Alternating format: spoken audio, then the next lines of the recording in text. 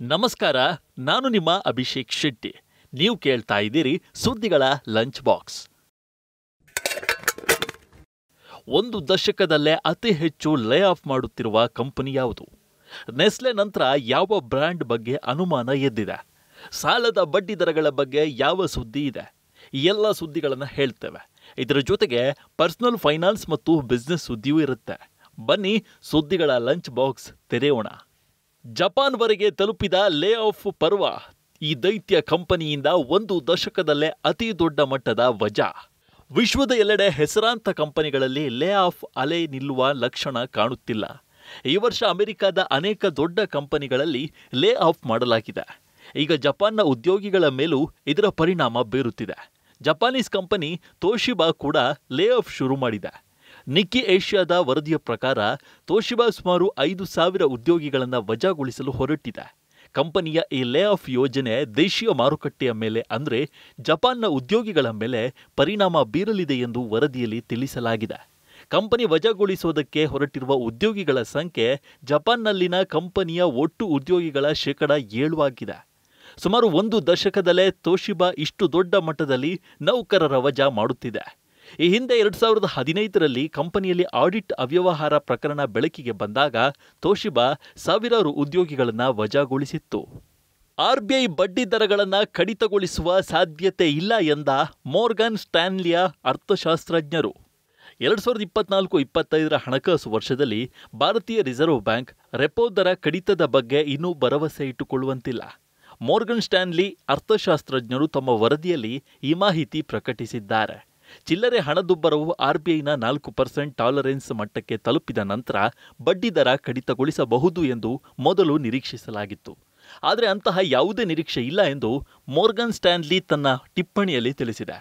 Morgan Stanley ಅರ್ಥಶಾಸ್ತ್ರಜ್ಞರಾದ ಉಪಾಸನಾ ಚಾಚ್ರಾ ಮತ್ತು ಬಾನಿ ಗಂಭೀರ್ ಅವರು ಈ ಟಿಪ್ಪಣಿಯನ್ನು ಸಿದ್ಧಪಡಿಸಿದ್ದಾರೆ. ಪ್ರೊಡಕ್ಟಿವಿಟಿ ಗ್ರೋತ್ನಲ್ಲಿ ಸುಧಾರಣೆ, ಹೂಡಿಕೆ ಪ್ರಮಾಣ ಹೆಚ್ಚಳ, ಹಣದುಬ್ಬರ ದರ 4%ಗಿಂತ ಹೆಚ್ಚಿರುವುದು ಮತ್ತು ಹೆಚ್ಚಿನ ಟರ್ಮಿನಲ್ ಫೆಡ್ ಫಂಡ್ ರೇಟ್ನಿಂದ ಬಡ್ಡಿದರ ಹೆಚ್ಚಳದಲ್ಲೇ ಇರಬೇಕು ಎಂದು ತಮ್ಮ ಟಿಪ್ಪಣಿಯಲ್ಲಿ ಬರೆದಿದ್ದಾರೆ. ಇಂತಹ ಪರಿಸ್ಥಿತಿಯಲ್ಲಿ 2024-25ರಲ್ಲಿ RBI ತನ್ನ ಪಾಲಿಸಿ ರೇಟ್ನಲ್ಲಿ ಯಾವುದೇ ಬದಲಾವಣೆಗಳನ್ನು ಮಾಡೋದಿಲ್ಲ ಮತ್ತು RBI ರೆಪೋ ದರ 6.5% ಉಳಿಯುತ್ತೆ ಎಂದು ಅವರು ಹೇಳಿದ್ದಾರೆ. ನೆಸ್ಲೆ ನಂತರ ಈ ಬ್ರ್ಯಾಂಡ್ನ ಫಿಶ್ ಕರಿ ಮಸಾಲ ಬಗ್ಗೆ ಶಂಕೆ ಎದ್ದಿದೆ. ನೆಸ್ಲೆ ನಂತರ ಈಗ ಎವರೆಸ್ಟ್ನ ಫಿಶ್ ಕರಿ ಮಸಾಲ ಬಗ್ಗೆ ಪ್ರಶ್ನೆಗಳು ಎದ್ದಿವೆ. ಭಾರತದಿಂದ ಆಮದು ಮಾಡಿಕೊಂಡ ಎವರೆಸ್ಟ್ ಫಿಶ್ ಕರಿ ಮಸಾಲವನ್ನು ಮಾರುಕಟ್ಟೆಯಿಂದ ಹಿಂಪಡೆಯುವುದಾಗಿ ಸಿಂಗಾಪುರ್ ಘೋಷಿಸಿದೆ. ಮಸಾಲೆಯಲ್ಲಿ ಹೆಚ್ಚಿನ ಪ್ರಮಾಣದ ಕೀಟನಾಶಕ ಎಥಿಲೀನ್ ಆಕ್ಸೈಡ್ ಇದೆ ಎಂದು ಆರೋಪಿಸಿ ಅದನ್ನು ಹಿಂಪಡೆಯಲಾಗುತ್ತಿದೆ. ಹಾಂಗ್ಕಾಂಗ್ನ ಆಹಾರ ಸುರಕ್ಷತಾ ಕೇಂದ್ರವು ಹೊರಡಿಸಿದ ಅಧಿಸೂಚನೆಯ ನಂತರ ಈ ಕ್ರಮವನ್ನು ತೆಗೆದುಕೊಳ್ಳಲಾಗಿದೆ. ಎಥಿಲೀನ್ ಆಕ್ಸೈಡ್ ಅನ್ನು ಸಾಮಾನ್ಯವಾಗಿ ಕೀಟನಾಶಕವಾಗಿ ಬಳಸಲಾಗುತ್ತೆ. ಇದನ್ನು ಆಹಾರ ಉತ್ಪಾದನೆಗಳಲ್ಲಿ ಬಳಸಲು ಕಟ್ಟುನಿಟ್ಟಾಗಿ ನಿಷೇಧಿಸಲಾಗಿದೆ. ಸಿಂಗಾಪುರ್ ಫುಡ್ ಏಜೆನ್ಸಿ ಹೇಳುವಂತೆ ಸಿಂಗಾಪುರ್ ನಿಯಮಗಳ ಪ್ರಕಾರ ಮಸಾಲೆಗಳ ಬಾಳಿಕೆ ಅವಧಿಯನ್ನು ಹೆಚ್ಚಿಸಲು ಈ ಎಥಿಲೀನ್ ಆಕ್ಸೈಡ್ ಬಳಕೆಯನ್ನು ಅನುಮತಿಸಲಾಗಿದ್ದರೂ ಎವರೆಸ್ಟ್ ಫಿಶ್ ಕರಿ ಮಸಾಲದಲ್ಲಿ ಅದರ ಪ್ರಮಾಣ ಹೆಚ್ಚಿದೆ. ಇದರಿಂದ ಗ್ರಾಹಕರಿಗೆ ಆರೋಗ್ಯ ಸಮಸ್ಯೆಗಳು ಕಾಣಿಸಿಕೊಳ್ಳಬಹುದಾಗಿದೆ. 2050ರ ವೇಳೆಗೆ ಭಾರತದಲ್ಲಿ ಹಿರಿಯ ನಾಗರಿಕರ ಜನಸಂಖ್ಯೆ 34 ಕೋಟಿಗೆ ಏರಿಕೆ. ರಿಯಲ್ ಎಸ್ಟೇಟ್ ಕಂಪನಿ CBRE ಭಾರತದಲ್ಲಿನ ವೃದ್ಧರ ಜನಸಂಖ್ಯೆಯ ವರದಿಯನ್ನು ಬಿಡುಗಡೆ ಮಾಡಿದೆ. ಇದರಲ್ಲಿ 2025ರ ವೇಳೆಗೆ ಭಾರತದಲ್ಲಿ ವಿಶ್ವದ 17% ವೃದ್ಧರು ಇರುತ್ತಾರೆ ಎಂದು ಹೇಳಲಾಗಿದೆ. 2050ರ ವೇಳೆಗೆ ಭಾರತದಲ್ಲಿ ಹಿರಿಯರ ಸಂಖ್ಯೆ ಪ್ರಸ್ತುತ ಮಟ್ಟಕ್ಕಿಂತ 254% ಹೆಚ್ಚಾಗುತ್ತೆ. ಅದರ ಒಟ್ಟು ಜನಸಂಖ್ಯೆ ಸುಮಾರು 34 ಕೋಟಿ ಆಗಲಿದೆ. ಭಾರತದಲ್ಲಿ ಹಿರಿಯ ಆರೈಕೆ ಮಾಡುವ ಅಗತ್ಯವನ್ನು ಅಂದಾಜು ಮಾಡಬೇಕಾಗಿದೆ ಎಂಬ ಕಾರಣಕ್ಕೆ CBRE ಈ ವರದಿಯನ್ನು ತಯಾರಿಸಿದೆ ಎಂದು ಭಾರತೀಯ ಮುಖ್ಯಸ್ಥ ಅಂಶುಮಾನ್ ಮ್ಯಾಗಜಿನ್ ಹೇಳಿದ್ದಾರೆ. ಕಳೆದ ದಶಕದಲ್ಲಿ ಹಿರಿಯ ಜೀವನಕ್ಕೆ ಸಂಬಂಧಿಸಿದ ಪ್ಲಾನ್ಗಳ ಬೇಡಿಕೆಯಲ್ಲಿ ಭಾರೀ ಏರಿಕೆ ಕಂಡುಬಂದಿದೆ. ಹಿರಿಯ ನಾಗರಿಕರಿಗೆ ವಿಶೇಷ ಸೇವೆ ಮತ್ತು ಜೀವನ ಶೈಲಿಯನ್ನು ಒದಗಿಸುವ ಸೌಲಭ್ಯವನ್ನು ರೂಪಿಸುವಲ್ಲಿ ಡೆವಲಪರ್ಗಳು ಉತ್ಸುಕರಾಗಿದ್ದಾರೆ ಎಂದು ಅವರು ಹೇಳಿದ್ದಾರೆ. ಮಾರ್ಚ್ನಲ್ಲಿ 31.30 ಲಕ್ಷ ಹೊಸ ಡಿಮ್ಯಾಟ್ ಖಾತೆ ಓಪನ್. ಮಾರ್ಚ್ 2023ರಿಂದ ಮಾರ್ಚ್ 2024ರವರೆಗೆ 3.69 ಕೋಟಿ ಖಾತೆಗಳು ಓಪನ್. ಮಾರ್ಚ್ 2024ರ ವೇಳೆಗೆ ದೇಶದ ಡಿಮ್ಯಾಟ್ ಖಾತೆಗಳ ಸಂಖ್ಯೆ 15.138 ಕೋಟಿಗೆ ಏರಿದೆ. CDSL ಮತ್ತು NSDL ಅಂಕಿಅಂಶಗಳ ಪ್ರಕಾರ ಮಾರ್ಚ್ 2024ರಲ್ಲಿ 31.30 ಲಕ್ಷ ಹೊಸ ಡಿಮಾರ್ಟ್ ಖಾತೆಗಳನ್ನು ತೆರೆಯಲಾಗಿದೆ. ಫೆಬ್ರವರಿ ಅಂತ್ಯಕ್ಕೆ ಈ ಸಂಖ್ಯೆ 14.825 ಕೋಟಿಗಳಷ್ಟಿತ್ತು.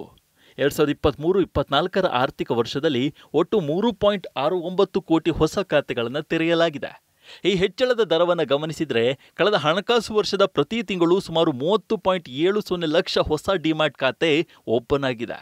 2022-23ರ ಹಣಕಾಸು ವರ್ಷಕ್ಕೆ ಹೋಲಿಸಿದರೆ ಇದು 32.25% ಹೆಚ್ಚಳವಾಗಿದೆ.